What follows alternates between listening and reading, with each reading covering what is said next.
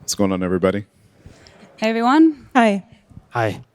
All right, welcome. I guess one thing that all of us here have in common is that obviously we love NFTs, but we also love photography for those who sticked around for a little bit longer.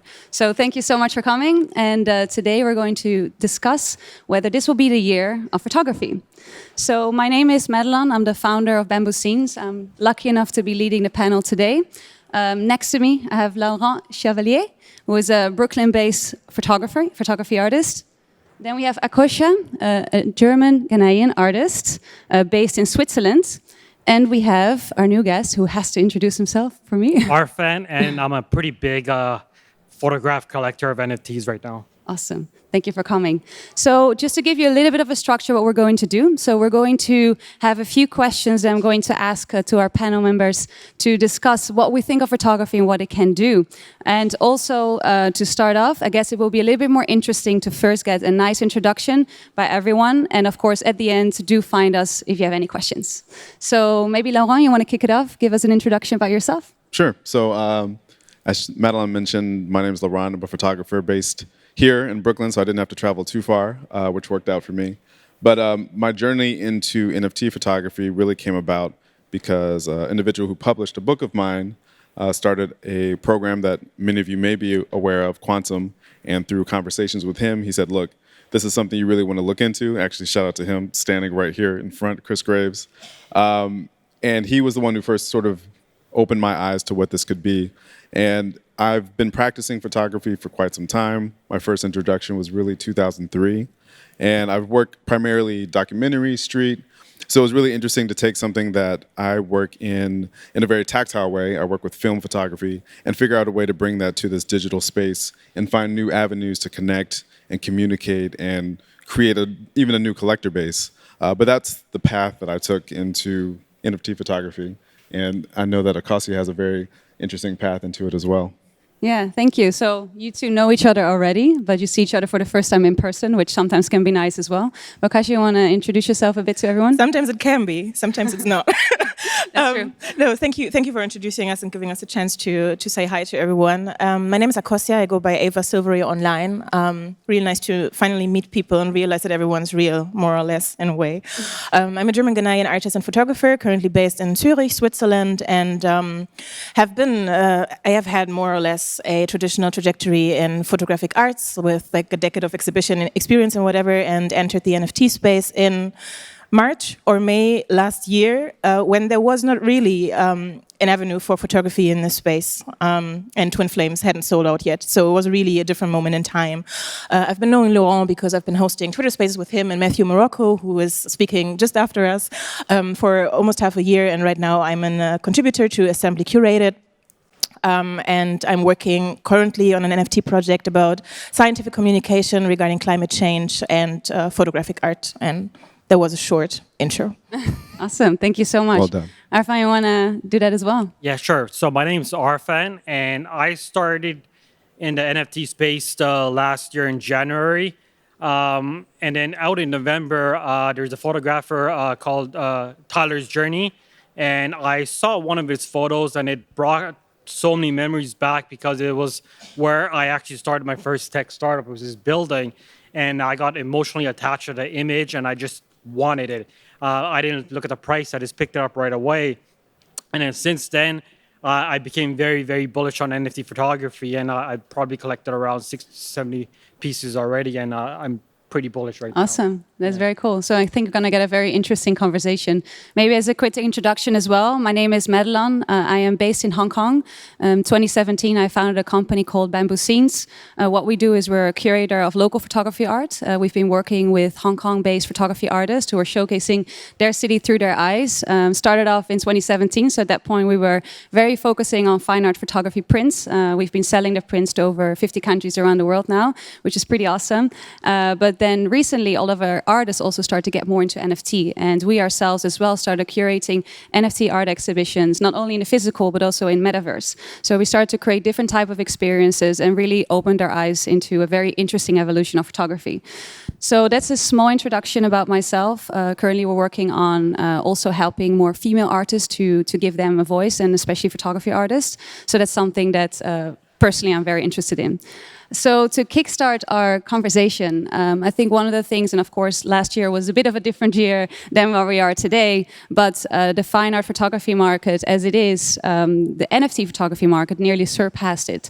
And that's something that is very interesting, especially in the background as I have it myself, seeing that happening. And maybe Laurent, I want to get your opinion on this. As a photography artist, you eventually evolved as well as into a photography NFT artist, if I can say it that way. Did you find any differences in like how you are offering your work to potential collectors?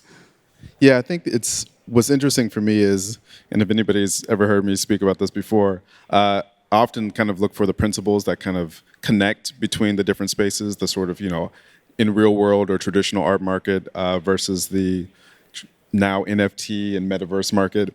And I think that in many ways, a lot of the principles remain the same. And that is, you have to, number one, have something that presents excellence. You have to have something that's going to draw people's attention, whether that's visually, whether that's the story, whether that's your own means of connecting community. And I think the difference here is that it takes a lot of community in order to find any sort of success. Whereas there was a lot more particular people that you had to have on your side in the traditional art market in order to find any sort of movement or progress. So I think that's been the very interesting thing. But with that, it also takes you really being able to talk and communicate about your work and really put a lot of energy into getting that work out there in a way that's, I think, a lot different than the quote-unquote traditional market. And so that took something different for me because I know my work and I like talking about it, but it's so different to really kind of push it in that way in this space. And also it's completely different people that you're connecting with, people that maybe don't have a traditional knowledge of photographic history or anything like that. So it's nice because it opens it up in such a great way. Yeah. And there's so many fresh perspectives that are like looking at your work now. Awesome. No, I think that's really interesting. So you definitely do see, in a different way, how you're approaching it, and maybe the type of people as well that you are approaching. And I guess maybe afterwards, I would love to hear the collector's perspective. But maybe now as well, we can start off quickly first with the artist perspective from you, Akosua. Did you also find it different for yourself to kind of evolve from, let's say, as you mentioned, quote unquote, traditional fine art photographer to becoming someone offering it as an NFT art for photography?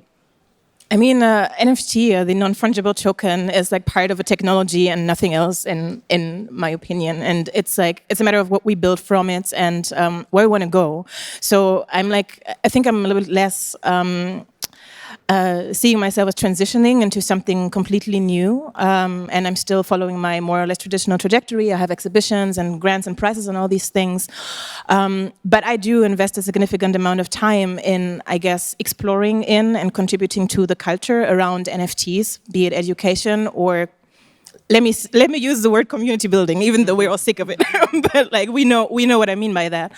And I think the interesting thing is really having an immediate connection to people from all around the world. It was the first time, in my case, as a German Ghanaian artist who grew up in a rural part of Germany, to find other artists from African descent who I could relate to, nice. And who were active in the field, and who were eager to build something as well. So I think this was how it started for me. It wasn't really about finding the biggest collectors in the first place. It was really about creating a community of peers, growing with them, and always having a foundation to come back to afterward. And the collectors came much later. It took me I'm not like a unicorn or something. I'm a very average selling NFT artist. I'm really nothing special in that sense. And it took me months to make my first sale. So in order to, keep at it and continue building, I had to find different reasons, because I think it's important to emphasize that the reason why we come into the space are usually monetary, obviously. And then we have to find something in order to stick it out. And for me, it was really the vision to start something from scratch and maybe course-correct a narrative in the value canon of the traditional arts that is maybe has been overdue. So nice. Anyway, long story. No, not at all. I think that's and you're not a unicorn yet. I mean, let's say we all believe that one day that's going to happen, and you should think that way. I mean, no, maybe just maybe one last thing. I think it should also be normalized that not everyone has to aspire to become the superlative of anything. I think it's also important that there are just artists who are making a living, and not everyone is going to be the next Justin Aversano. It's just a fact. So, and that should be fine. Yeah, that's beautiful. So maybe that gets us to a very interesting topic, because both of you touched upon that as well, the collectors, or the ones who are actually the ones who are purchasing your art. And we are here obviously with a big avid photography collector. So one of the things that we actually wanted to talk about, and it's very interesting to have your perspective, is that, again, like people who used to collect fine art photography prints in a way, and now you have a photography NFT. And do you believe yourself, were you yourself actually also collecting fine art photography prints, or was it only NFTs for you? I've never collected fine art before. It was just NFT. That's It started awesome. out in January last year, and it was just random PFPs. My first photograph was, I guess, November of Tyler's journey. Be closer. Yeah. Of Tyler's journey, yeah. Yeah, awesome. And what is it that really attracted you to photography? For me, it was, if I invest in PFPs and if they go down to zero, like, I wouldn't really care about a monkey's picture, meaning it has no value to me. I'm not emotionally attached to it. But a photograph, meaning even if Ethereum goes to zero and the photo goes to zero, I still enjoy the picture. I still cherish the photo. I'm emotionally attached to it. That's what I pretty much enjoy about these photographs. Yeah. That's awesome. Maybe also a quick perspective from me as been curating photography art, and I think that's also something I would like to get your perspective on, Laurent, afterwards, is indeed the type of collectors, and I think you kind of confirm as well what we've been experiencing. So initially, we had collectors that are collecting fine art photography prints, and what we're seeing now is when we're curating NFT art exhibitions, whether it's physically or in a metaverse, we're attracting a very different type of collector, and also more is maybe requested from the artist, the story behind it. And it's a very interesting way for us as well to kind of see how are you offering the art and what kind of interest do you have to create for the people that are potentially interested to collect. Do you find it as well that the people that purchased your work, let's say pre-NFT for yourself and now currently as NFT, these are different type of collectors, or do you see some overlap?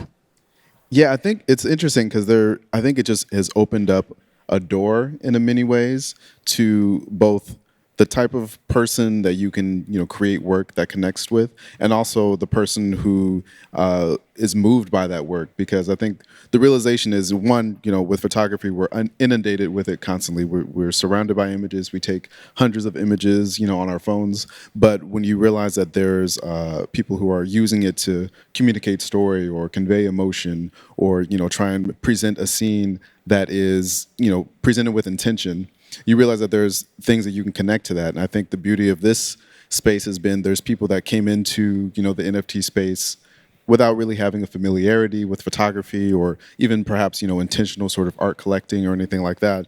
But once they saw work that was made in that way, you kind of can't help but be moved by it. And then you want to support it. And then you want to figure out how it's made. And then you learn more about it. And then I think it's really kind of creating this pipeline of education where photographers are learning what's successful in some ways, and the things that maybe they weren't even realizing resonated with people. And the collectors, likewise, are learning about the power of storytelling and emotion and excellence through, the photographic image. So I think it's really a great symbiotic kind of thing. Yeah. And I think that with both collecting and curating and creation, it creates this circle where we all sort of are able to create a synergy coming up. So I think it's honestly really great. My Siri is yelling at me.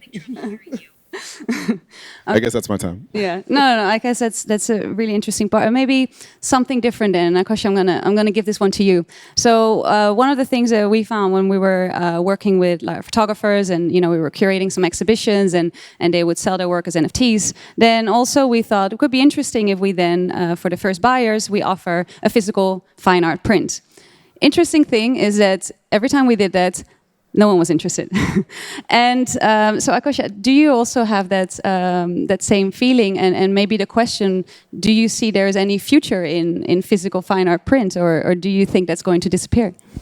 I think, we may be cyborgs for some part, but as long as we're made of flesh and blood, I think there is always going to be value in the physical dimension of any artistic medium. And it's completely, for me at least, separate from the technology. We're talking about a token that is always connected to a smart contract on the blockchain.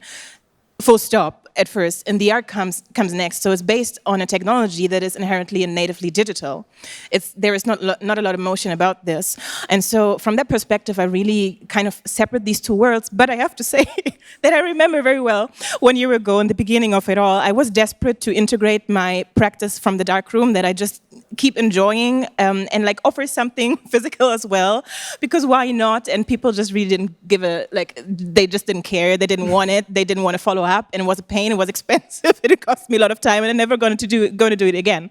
But it was an interesting experience because it was so refreshing to see that there are people who care for different reasons, who have a completely different relationship. For me, who came from a more or less traditional academic background in art, who have a different relationship to my work. And this was, I think something that kept me curious about what does it mean for the value of the photographic medium itself. So no, it's not going to disappear. It's probably going to change because it has to adapt, because it has to survive some way. But I see them fairly separate from one another. Yeah, that's super interesting. And I guess, Arfan, what would you do if you get a signed fine art print offered with your NFT? Would you say yes or no? It's funny, many people have offered me, but I said no. I would rather want a high quality image that I can put on my digital display, and that's what makes me happy. Yeah, that's awesome. And so we're already getting to the last 5 minutes soon. So maybe something that to touch upon as well is the evolution of photography art. So what are the things you would like to see, Arfan? Is it, what type of photography have you been collecting? Is it static photography, or have you seen different types of forms added onto the photography form as an art medium, or?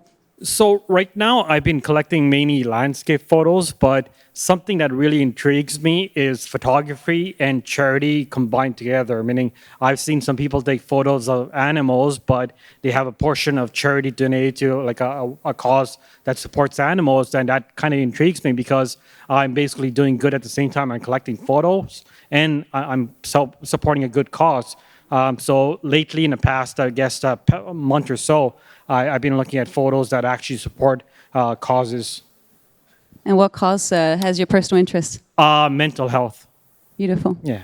Yeah, I mean, that gets also to the utility, right? And the things that you can do more than just offering your art. Have you done anything like that yourself, or not necessarily charity, or something added onto your NFT?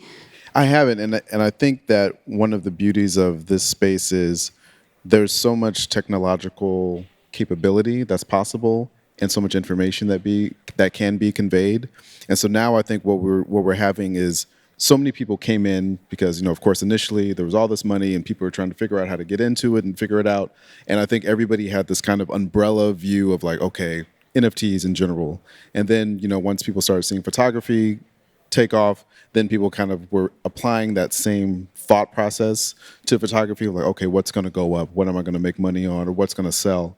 But I think what we've had now is, as more people have come in, we've been able to have people find their sort of elements of, again, the trigger word community that they can resonate with. So there are people who are utilizing the technological elements to really provide a lot of specific utility. But then there's also people who are saying, okay, this is a medium for me to be able to convey my personal art practice and my personal, creative vision, and they're using it in that way. Yeah. And so I think as we continue to develop, people having the opportunity to go into each of those spaces and say, this is what I want to accomplish with it, this is just my tool, then that's where we are. Because I use it primarily as a creative expression. It's given me the opportunity to think about the visual work that I create differently. I like to tell stories about my community, about Black community, about Black relationships and that sort of thing. And now I have a project that I'm working on that's using video, whereas I wasn't really thinking about it in that same way previously because I was very much a traditional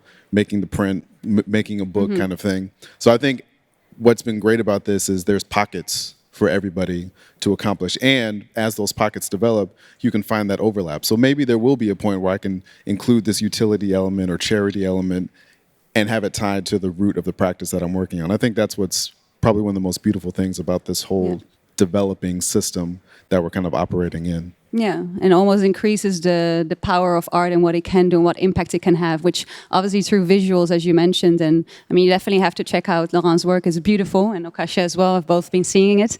But you can really portray a story and tell a story and really make an impact on people, which I think is very respectful in a sense. Akosua, so you just came from an amazing trip. So also for you, you've definitely been telling a story. We're getting almost to the end, so you definitely have to also catch Akosua to hear more about her trip to Punta Arenas. But I think let's all maybe end with, what will be the future of photography? Obviously, the topic of this panel was, is this going to be the year of photography, of NFT photography? Obviously, the world has changed a little bit from the moment that the topic was set. But maybe, we all want to say a little bit something. Akosua, you want to start? And then Arfan, you can go next. Yeah, that's a funny question. I mean, when Laurent and originally Matthew and I suggested the title of this panel, it was in the beginning of the year and the end of last year or something. And obviously, no one anticipated where we are now regarding the volatility of the market. Of course, we always have to account for what can happen, but nobody believed that where we are today would actually happen. So I think that's why the title of this panel is so interesting, because it's a very delicate time for many, and I think it's also a very painful time for many people, and you have to shift your intentions and also your expectations from yourself and also from the future of your work. So for me personally, I just came back from the Antarctic region in Chile, because I am actually working on a utility-based photography project in terms of funding scientific research with my own work that is relevant to climate change. And I think this is what I'm going to be focusing on. So I think artists have the opportunity now to, instead of focusing so hard on when am I going to make the next sale or I can pay my rent with, focusing on a long-term perspective that will, really set us a little bit more at ease with a long-term view on an alternative trajectory for ourselves, just for me as an artist perspective. Thank you. We're going to another 30 seconds, so I'm going to ask Arfan very quickly, is this going to be the year of NFT photography? I agree so. Yeah. Awesome. Thank you for saying Yes, that's a good. Coming from a collector, that's very good. Laurent?